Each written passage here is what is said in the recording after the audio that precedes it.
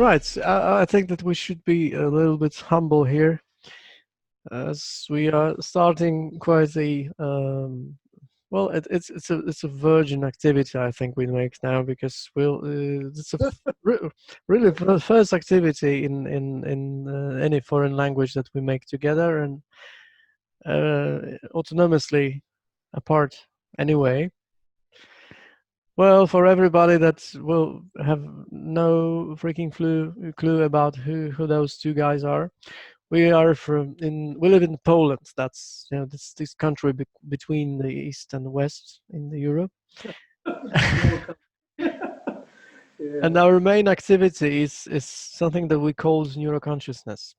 That's quite enigmatic in its core, but it's quite simple when you try to understand that. There was somebody who asked us, well, what the heck is neuroconsciousness, and the answer was, well, it is quite simple, because, well, to be conscious of your neurological system, you need to just observe its activity and start to communicate with it. And that's neuroconsciousness is about.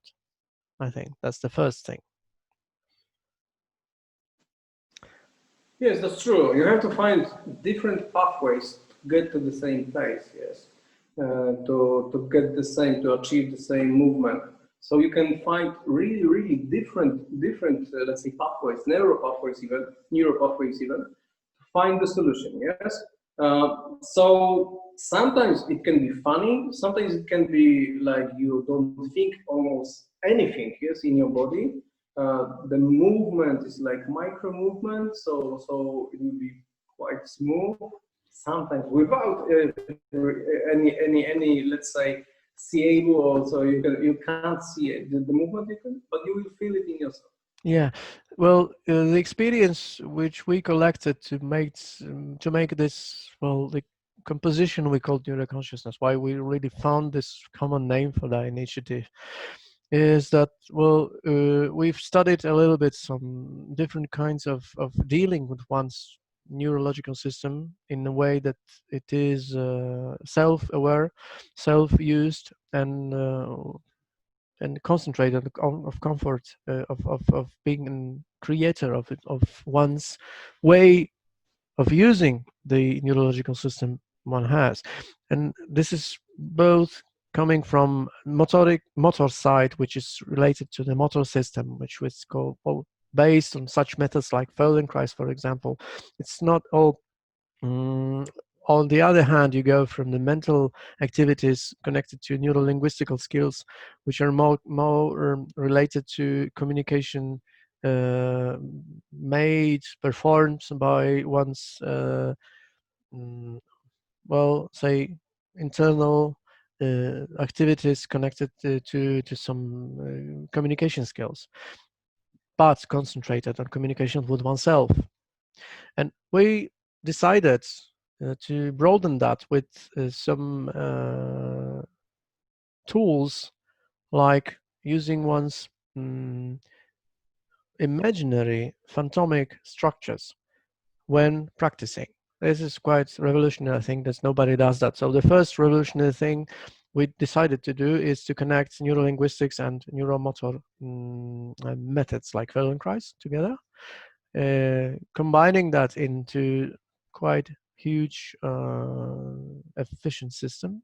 And on the other hand, we also started to explore such ways like phantomic imaginary structures involved into learning one's movement, which opens such areas activity like changing the ergonomics and comfort of using yourself when you start to imagine that you have such structures like lungs in your brain, or wings, or animal parts of your body. That's one thing. And the second one, which is really Mihal's new discovery, using sound as a source of exploration. I think that you will be more competent to tell more about that. Yes, about sound. Every letter we are telling, even in the language we are speaking, uh, have a different, let's say, potential, different energy, different vibration. Yeah? For example, in English, it's quite hard to put some, let's say, quite, hmm, quite, let's say, like in Polish, yes, strong words.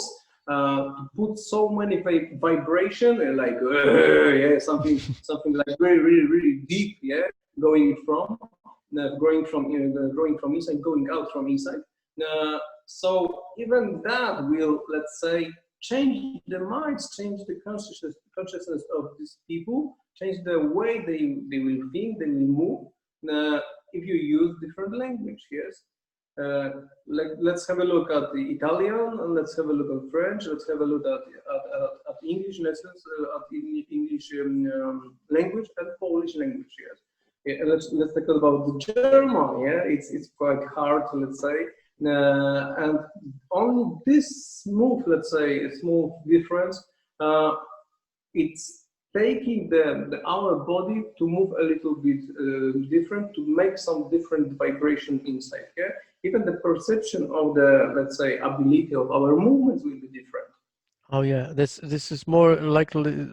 But if you can find any area of life which I can compare it to, and I can say that if you dress in different way, it also affects your way you move. So if you get your I don't know, yoga pants or something stretchy, something which is quite close to your body, then you start to move a different way. When you start to wear loose robes, I don't know, some kind of white shirts, something XXL, then gives you a different way, different space, and that involves the way you move. So the same goes about the sounds you perform. If you are making your sounds well more in the nasal areas or in the front of your skull, or you start to perform your sounds more in from your diaphragm, or more in the back of your skull, or more in the thoracic area of your body, that's all involves different kinds of activity, of physical activity, of the micro movements you make to combine your awareness, your body structure, your body movement, your body posture to the sounds you perform, and that involves the whole system you are.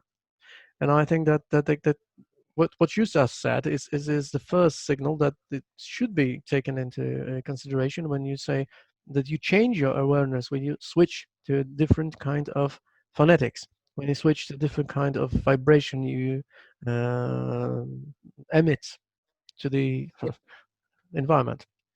Yeah, the best way to find it, when you focus on yourself, when you, let's say, be inside yourself, feeling the vibration inside yourself. Now, just separate letters like I or E or and stuff like that, and just try to feel it where it's going. Yeah, what kinds of muscles in your body have to be more tense, where the vibration will go. Yeah, and we will find some similarities between, for example, Polish and English. Yes, but mainly we have to focus on the vibration, like let's say the first vibration or the I, E, yeah, where it's going, how hard we have to be stiff, let's say, on the part, how more it is in the, how much it is in the middle of the body, how strong we have to tense it, like E looks like, yeah, I in English. So E, yeah. How hard you have to push it into the middle, how hard it's connected with the spine as well. And going further, you will find the connection between, let's say, letters in some words, yeah, that are connected with the inspiration, for example, yeah, impossible or stuff like that, yeah, like spine. You will find this E in it, that it is something that's coming from your body, or some, let's say, some way, or some word changing, let's say, not word changing, but we can say that area around you, it's connected with this eye. It's focused, it's coming from you, or it's appearing in you, or it's pushing on you. So you will find this E, for example, yeah, I letter. Yeah, so it it it is already present in those methods which neuroactive, neurointelligent methods which are recognized. Like you have Feldenkrais, and there you have a lot of scales of feelings you can adapt to see how your movement goes, how it resonates, and where it goes from. So you feel more like in the core, or you feel that it starts to be spreading outside in extremities, or you feel that it resonates in twisting manner, or a straightening manner, or bending manner. That, well, that's already recognized. On the other hand, you have neurolinguistic, which is quite old, and there you have this idea that, well, for example, the way you express your thoughts in different languages changes your perception of the world, changes your perceptions of yourself, of your problems, of your abilities. So it means that changes really your abilities, and it changes your possibilities. Well, there is, for example, there are languages which do not contain any kind of a word that could describe the color green, right? So there is really no perception of color green, conscious way of perceiving color green in that ethnic group, right? So you start learning different kind of language, and you're starting to see green again, and that's really scientific fact. It's already been proven. On the other hand, then you have again this moment that, well, in some languages like English, you have more precise way to deal with some kind of I don't know, description of um, system of dependencies between the hierarchies of facts. So when which things could be considered more important and more powerful, and which things could be considered less powerful and less and more irrelevant. On the other hand, when you go to Russian, for example, or Ukrainian, or any Eastern Slavic languages, then you go deep into emotional intelligence, because those languages are develop many expressions and words to describe emotions which are completely absent in many other languages. And so those people develop this kind of intelligence just because they speak the language. Okay, so we have two things. You have motor skills from methods like Feldenkrais, which is neurointelligence, and we have neurolinguistic skills like NLP, for example, which is neurointelligence as well. And there's now we have this thing which binds them together, which is neurophonetics, which quite new thing, because nobody probably I googled that, nobody called that before, and this is purely yours idea about that. Like neuroconsciousness is purely ours, and then, well, it binds those things together. But it's not only about the meaning of the words. It's not only about the movement it makes in your body. It's also about vibration and way you imagine the sound, and how it opens you or narrows you or makes it more precise and more wide. And that's really a bridge between those two things, and makes that quite whole, I think. Yeah, even when you talk this word, yeah, you speak this word and you can push it into your arm, for example, yeah, inside. Just imagine that when some small movements, like practicing the Feldenkrais method, you can as well tell inside yourself, like for example, arm, yeah, or hand, and get the information as well in this way, yeah. So it is a huge difference in way of practicing. It is a huge difference in way of feeling, even when you can connect the language with the part of the body. Exactly. Yeah. So you could also, of course, anticipate and well, say, be a smart guy here and say, well, okay, so we had this mantra skills developed with in yoga in many systems before, in Tai Chi, Qigong, with, well, also not, well, they were familiar with using sounds and so on. Well, okay, I would agree. Of course, like you see, there's anchoring using in mudras and all those things, and well, micro movements using that. Yeah, okay, but it wasn't really, it took in that kind of system because it used the mentality and well, need of point of view of people creating that system long ago. Now we need to make that more practical for the today's skills, because what we are dealing with now, I think, we are dealing with situation of artificial sensation we all have, that we are deprived of any possibilities and options, like we are limited in our choices. like we really depended on that. And I think when you submerge uh, all your activities, exploration activities, into your physical aspects, your linguistic aspects, into your phonetic aspects, sound making aspects, vibration aspects, then you can discover that really those engines are responsible, those processors are is responsible for creating the freedom we think that we should obtain from outside. And I think that really we are dealing here with generators of options of freedom, of choice, of creativity we expect to get from the outside, which is not the case, I think. Mhm. Yeah, for example, let's have a look. Even if we change the languages about, let's say, talk about hand, yeah, Yeah, we can put it to make it stronger. We can tell ręka, yes, or dłoń in Polish, yeah. yeah, It's a different meaning, different vibration going to this hand. The movement is, let's say, similar, yeah, in all the people. And this small change, like talking it in English and say it in English, say it in Polish, say it in some different, in German, for example, language, it can put some different potentials to the hand. It can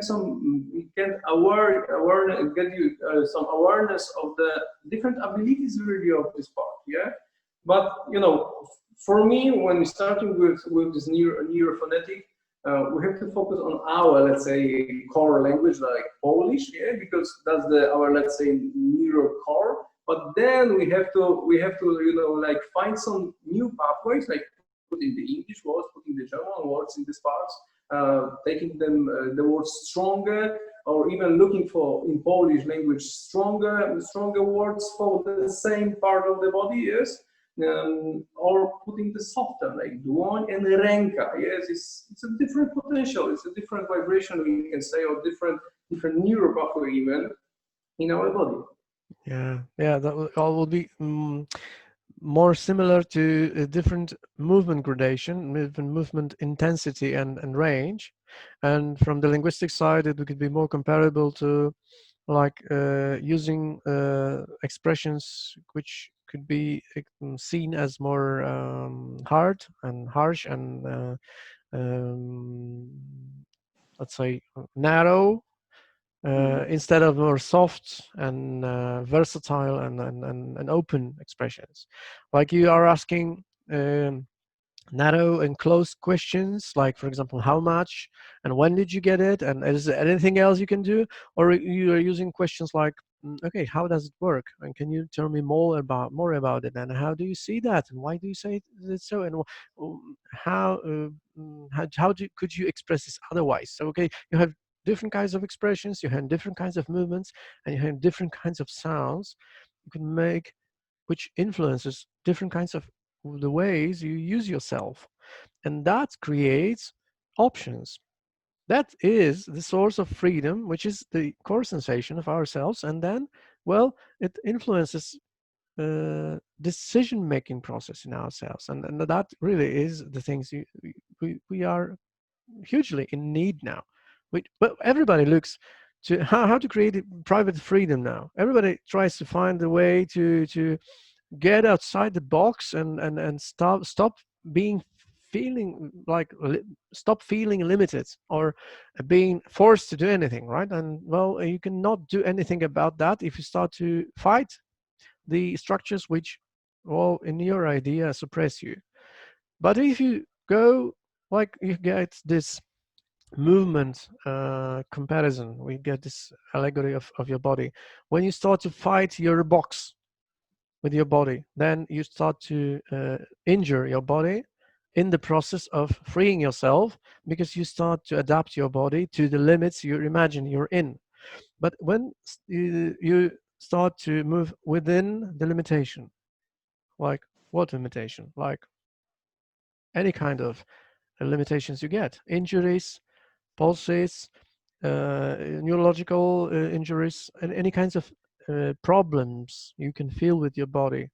Even if you have amputation, if you lose your hand, you still have your phantomic symptoms and sensations in the part of your body your brain didn't forget. So even if you don't have your hand, you can still feel your hand. So if you can have phantomic pains, you can have phantomic pleasures. So what's more real in your life, really? So the Mm. same way you can direct, you can create the ways you use limitations by staying within, by being in the zone of comfort and not surpassing that, by using the vibration, using the resonance, using the movement range, using the meaning you have available, and looking how much you can really squeeze out of that, and starting to see how many other sounds, how many other meanings, and how many other movement regions could be connected to that, creating any bypasses, which could be quite useful in a situation when, well, decision making process could, well, doesn't have to be so narrow. When you see that you are not really limited, you just believe that you are forced to be limited, but really it's, well, it's not the case. That's the case Yeah, about that. if we have a look like globally on all the humans, let's say neurological systems, like the one system, one neurological system, we have to change it for a while, yeah, because this social distancing, for example, this limitation, staying at home, or limitation like that, we are talking about Zoom, yeah, via Zoom. We have to find some solution to to, let's say, express our let's say feelings more, to communicate more, to, because you can't touch other person, yeah, that's for time being is limited. So we will probably produce as a huge global nervous system some new pathways to get there, yes. So our kids and kids of of that kids will have some different abilities with neuro, let's say. It will be a huge neuro transformation, and it have to be always the neurological system will find the pathways like mycelium, yeah, will find the pathways to find a solution for the situation, yes.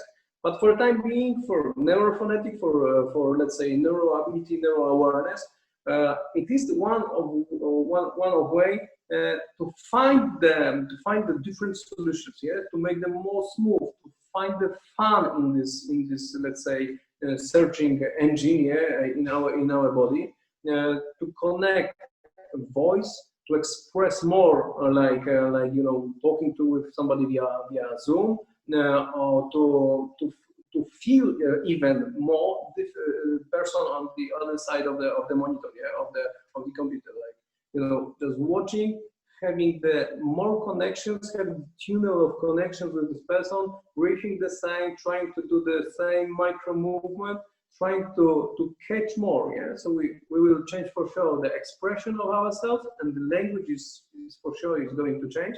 But the movement and the kind of communication will change as well. Yeah, exactly, because we should not forget that movement still is a part of our language.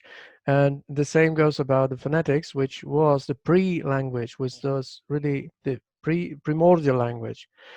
Uh, Something that when we started to concentrate on meanings and started to being so, I don't know how to say, um, wholly digital. So when we started to connect language with meaning, first of all, we forgot that the idea of speaking the language is making sounds, and it really started from that. And when we see how children start to talk, when you see how animals start to recognize the names, when we talk to them, like dogs, for example, or horses, when we see that really the sound is the core of the idea, and the way it is connected with meanings is secondary. And the same goes Mm. about movement. Movement is the first source of any sound we make. Before we make any sounds, we start to make movements inside our body, which are we condition. This is our first emission of sound, which then influences the meaning. But we started to go from the, well, from the end part backwards.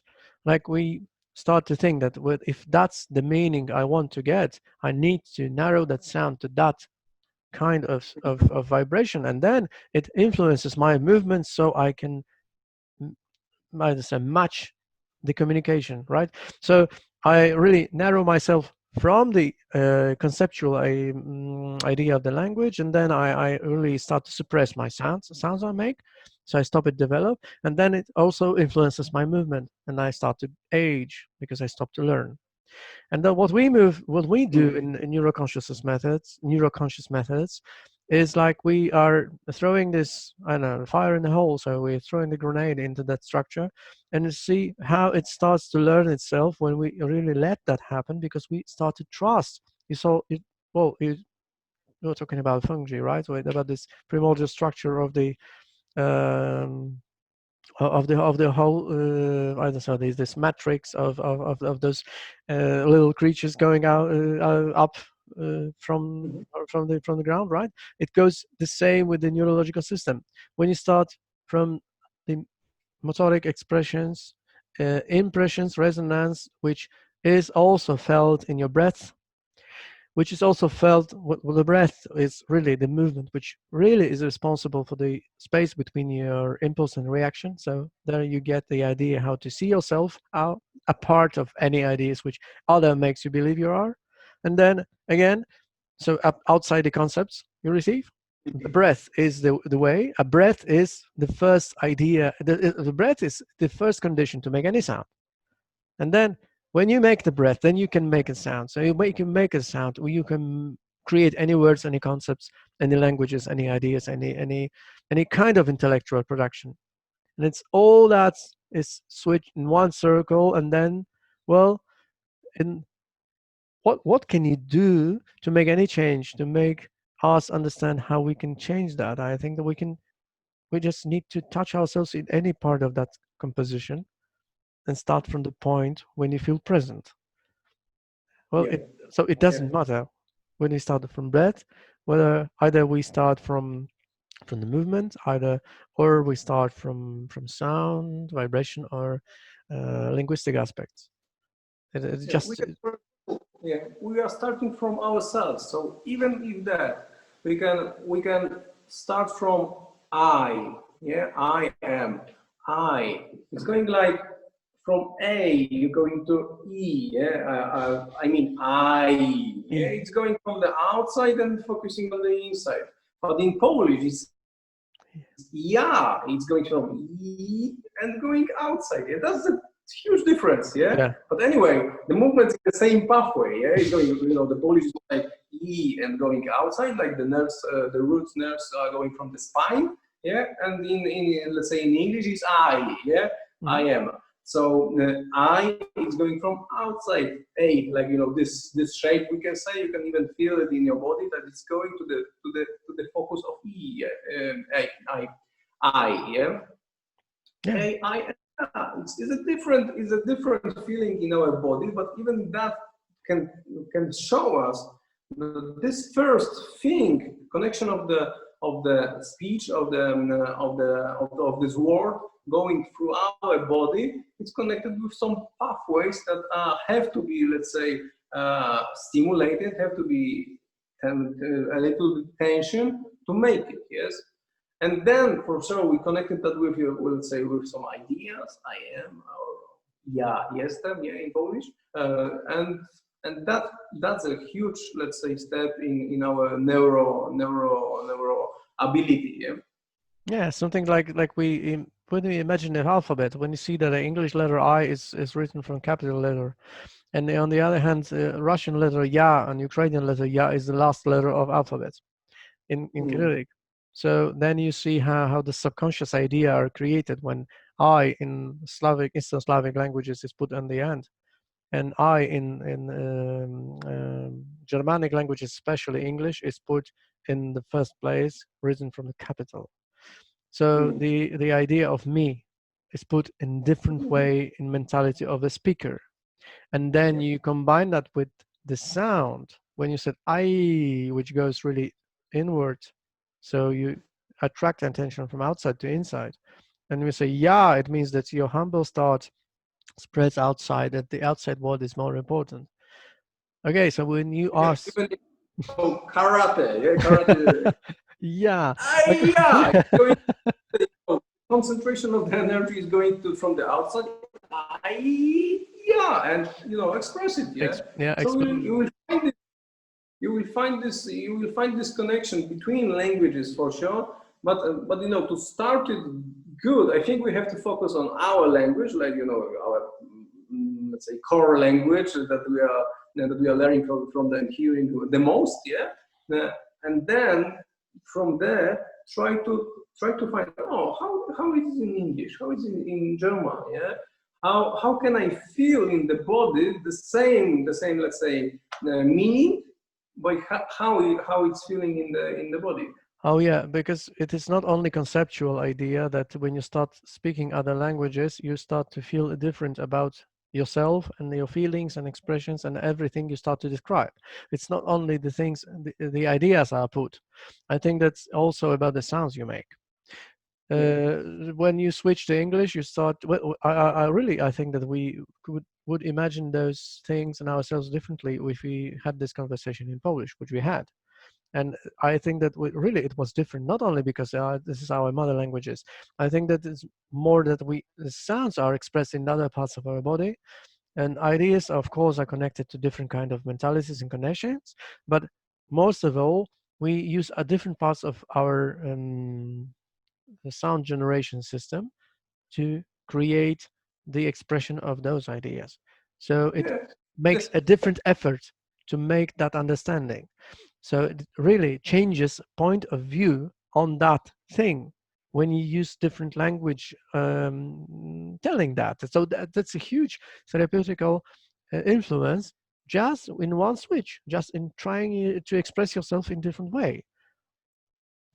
Yeah, it's a different feeling. It's like, like with shoe, yeah. When you're buying some new shoes, you have some different feeling in your body. For example, when you have some really, let's say, casual shoes, like really really nice one, yeah, with your suit and stuff like that, you will feel a bit different. You don't know why, yeah, but some parts of the shoe, it's making different pathways in your brain. But when you put some really soft and let's say really nice sneakers, like really light one, and you feel it like sporty, yeah, in them, and fit in them. Your ability, your neural pathways are different. It's only a shoe. It's only the part of your body that is covered by this, let's say, material, the feeling of this material, the way, the kind of, let's say, bottom of this shoe is a little bit different, but it's making a huge improvement and huge change in your neurological thinking even, and the way of acting. So the same situation is with English. Yeah, Yeah. we can say when you're learning, you're living more. Yeah, you are more younger when you're learning new stuff. Yeah, but I think when you're finding your language, that's the huge knowledge you're getting every day. When you focus on one word and just put it in yourself, try to find where it's going, what emission of vibration, even of sounds or muscles is making to move. You're getting huge knowledge. You're getting new knowledge. You're getting new feeling even. Yeah, exactly. So it is also, well, there is a myth. Well, of course, it's every myth has some, I don't know, some grain of truth, but I think that's it's not so hugely true, not so completely true when you say that what it was quite popular to say in that myth that the majority of anatomical changes you get due to the language you use are permanent and let's say they cement your structure till certain age of your childhood in the very early ages of your childhood. Then okay, you're doomed. Okay, so you speak Polish till you're 3 or 5 years old, and then you have your skull change and internal structure of your body change, and then any language you learn, even if you perfectly speak other different languages, you are permanently changed, and your resonation system inside of your skull and thoracic aspect and the neck, everything is more like Polish profile.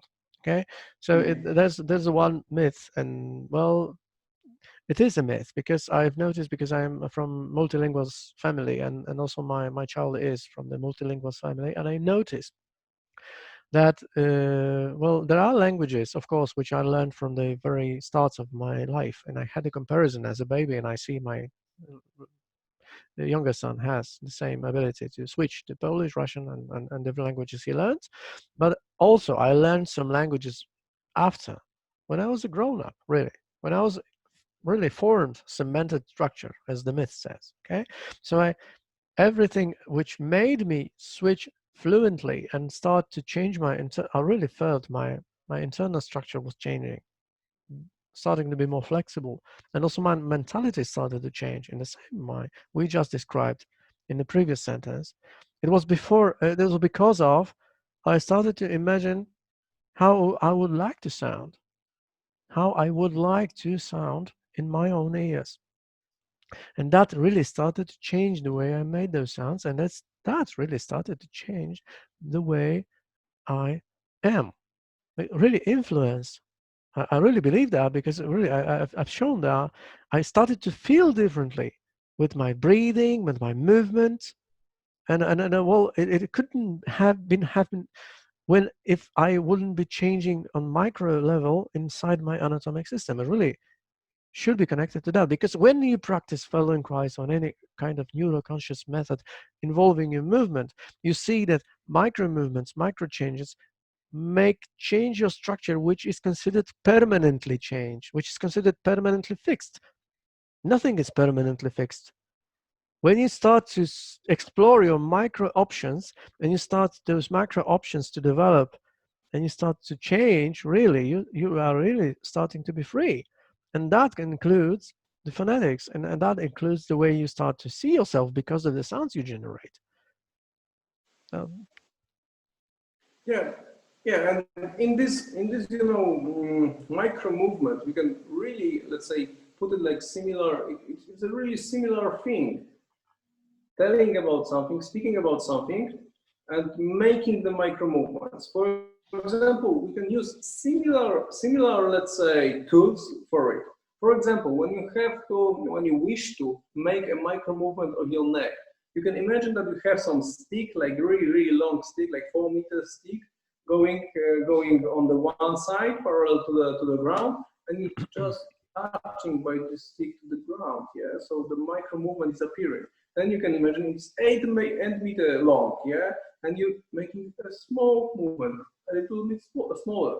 But in speaking, we can say the same. We can do the same. We can put it like really soft inside our throat and let's say thoracic part, like really soft, even without the voice going outside. You can put it with closed mouth, yeah, doing some exercise. But you can put it like really strong, like long distance. It was a long stick, 8 meter stick. You can and try it to find which part is more vibrating. Yeah, so that you can make the scale as well huge and small, soft. Yeah, so that's the variation as well. yeah, which is related to the very old physical principle that as a tiny movement inside makes quite huge movement on the outside. And I think that is also related to the experiment which we need to tell about, because it's connected to the results we published also on international level on some groups related to cold exposure and cold water therapy and breathing therapies. But still, the experiment we made was based on thermovision photography, as far as I know, this is the term. Yeah, and Yeah, that was related to the influence of micro movement itself only, and that was based on the idea that we registered the influence of micro movement and imaginary movement, phantomic movement. So that movement which exists only in the brain, on blood circulation, on thermical yeah. structure of the body. distal parts of the body. Yeah, Yes, exactly. we put the micro movement inside our body, or even phantom movement, and try to catch the difference in the temperature of the distal parts. How is it going? For sure, when you're going from the sympathetic mode to the parasympathetic mode, the temperature of the pulse, for example, is going up a little bit, yeah, because it's a relaxed state, yeah.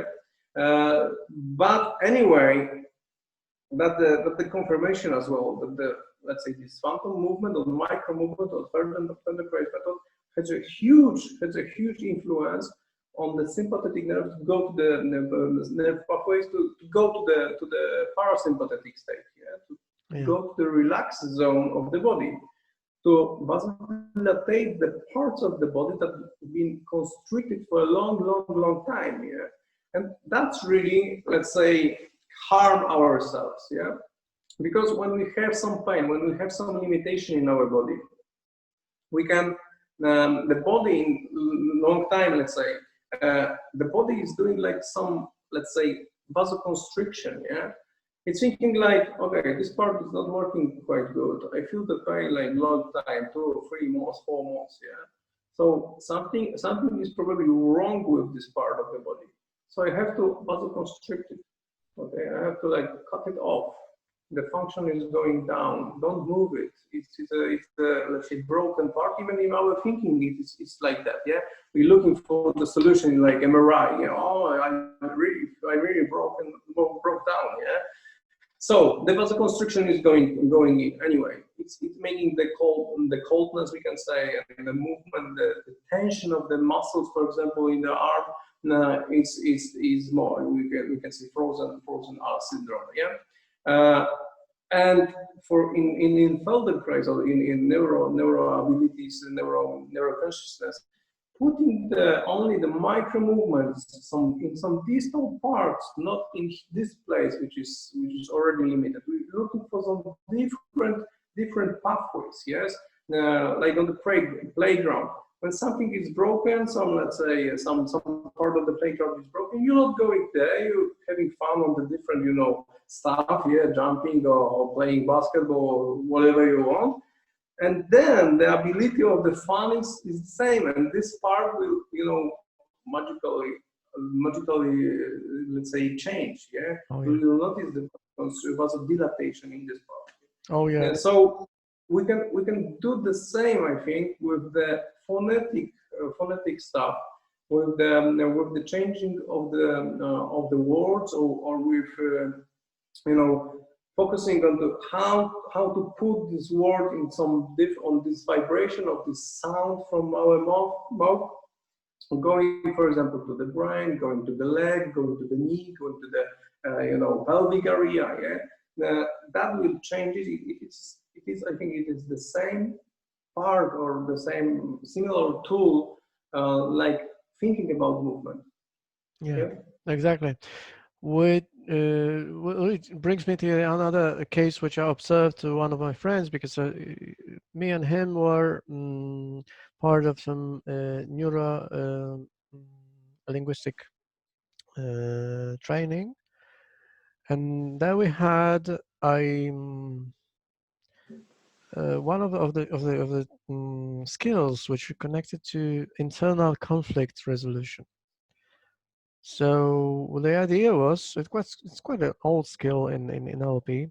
It's based on that we take an example of a internal conflict we think we have, and we put the different extreme parts of the conflict on two hands, and then ask ourselves the ideas, the intentions both parts of the conflict have for us, presuming that they should be positive, because this is part of our body, it's part of our system. And asking that brings us to more and more, well, brings us more and more the idea that those intentions are more and more close to oneself, to each other. And then it appears that really there is no conflict in the background. The conflict is only in appearance, in the more external, superficial zone of our consciousness. And when we made that experiment, well, my friend was, he was, well, partially cured from half of his face being paralyzed long ago. So he couldn't really smile with his whole face. He smiled only half of his face. Well, and after that training, he came back home, got up in the morning and smiled to the mirror, and he just discovered that he's smiling with his whole face, just because of that little process when he connected two artificially secondary separated parts of his subconscious ideas about himself. That functions on the level of ideas, that functions on the level of sounds he made to name those ideas. And that functions on the level of movements he made to make those sounds, to express those sounds with his body language. And that really makes the whole system, which helps us to understand how does it work, how we can cure, let's say, those, how you say, constrictions, which are separating ourselves, making subzones, ghettos in our body, because we are really convinced that those parts are ghettos. And then using movements, breath, sounds, vibration, language, meaning, all kinds of movements, psycho, mental, somatic movement will make those functions equalize. And that's really looks like a magic. It looks like a miracle, but it seems to be the ability when it appears when we decide to stop fighting ourselves, stop forcing ourselves, when we stop struggling the place we think is the source of problem. But that's not the source. I think that this is the way we understand that this constriction point is really the point when our system creates something like protection.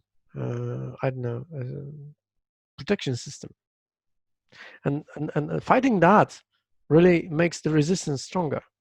So when we start to create those, you said, distal representation, and we start to communicate like in our experiment.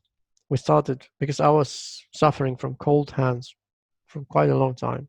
Yeah, so using our movement and now combined with breathing, which is the last modification, and now combining with sounds, which is the least, the final modification we made, is hugely, explosively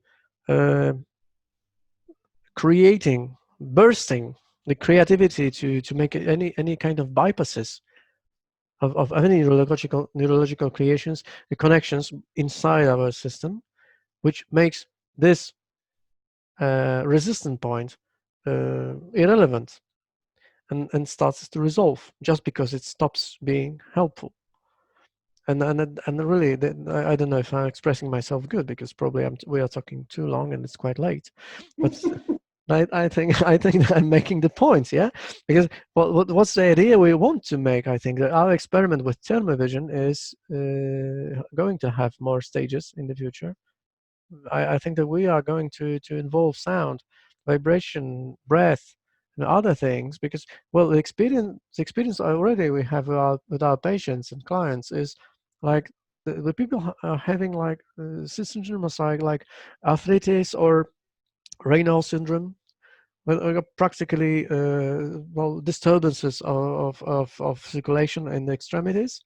And after breathing system connected with micromovements, which could be connected with vibration of sound, of course, and involving mental concentration as well, starts to fix that problem, just because they're starting to involve presence in the ways they didn't expect to be present. Like they submerge in cold water and then they don't have any problems with circulation. So I can be an example. One of my clients is an example. I think few people on your table, when you few of your patients could be an example as well.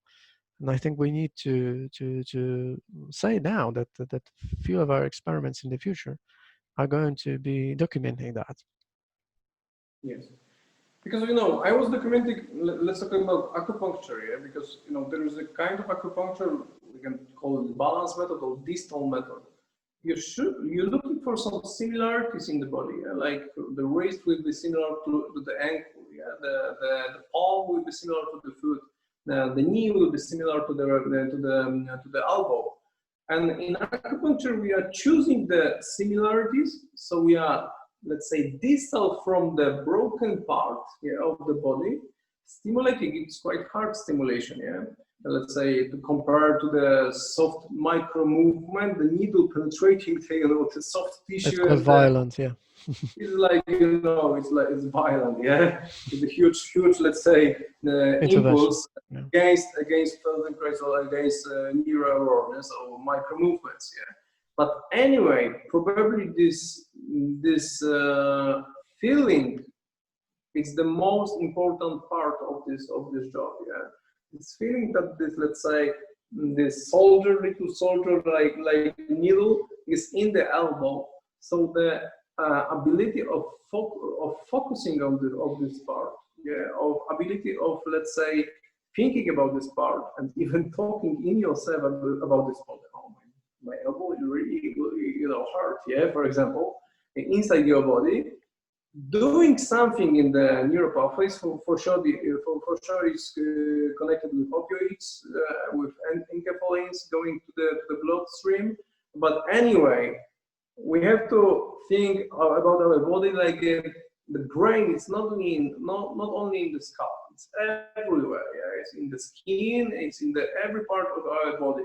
So when we stimulate it, like in micro movement or in acupuncture, the distal parts, we're doing some neuro work, yeah, on our brains, really the huge brains like neuro system, to change its ability about looking at different parts of it, yeah.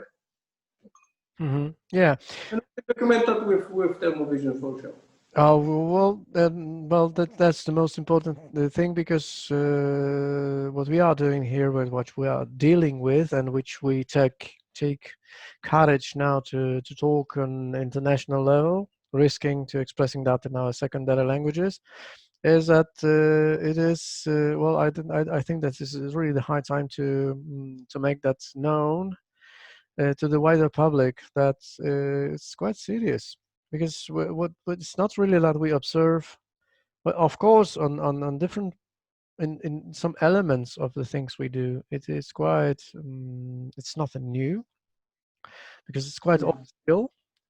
But in combination, well, because well, in any kind of neurointelligent method is self-learning and self-developing. So I think that we are representatives of the self-developing tendency. When we have instead of closing that, boxing that in some fixed methodologies, like, okay, so we are just lying down and moving like Feldenkrais. Okay, so we're just speaking, making ideas, submodalities, and expressing ideas like NLP. So no, nothing like that. So okay, so if you combine those two things, now we can start combining different other things, because movement and sound is the very same thing. Like breathing and sound is the very same thing. Same thing. So like meanings connected to sounds are quite the same thing, because it's also mutually influences each other, all the parts of the system. So you can move in 360 degrees in any parts from the point when you stay, and you go to the different parts of activities you make, from motor to mental, through sound, through breathing, and Mm. all the combination of the above. And Mm. well, you get unlimited ideas of when you what results you can get. So when you just get this narrow point, when you get this strictly scientific tool, which is thermovision, which is expressed in some kind of irresistible, quite uncompromised way of verification, like blood flow. Because the Yeah. blood flow is a response to the real change, to something which your brain, your neurological system considers to be something more than just placebo. Because the brain changes your way of behavior when it believes that it is good for you. So the moment when it is real, because your blood flow changes, because your circulation, so internal economy starts to change, right? So that's the moment when you can really see that that is the real thing. And that's the way, that's really the reason why we take the courage to speak about that loud in secondary languages. Yeah, Right. that's Okay. true. But for the time being, I have to finish this conversation because it's quite late. So, folks, have fun. We are having fun with the neurophonetic, with neuro awareness, with acupuncture, with the Feldenkrais method, Yeah. looking for similarities, looking for some, let's say, fractals in our bodies, and you should have fun as well. That's the only Yeah. way some new solution. Well, that's the reason we really started to talk about it, and I think that you're going to hear about it more. And it's a good occasion for us to develop our linguistical skills, which are not forgotten, as I see. Okay, that was a pleasure. That's the moment when I stop recording. Thank you very much. Okay, bye.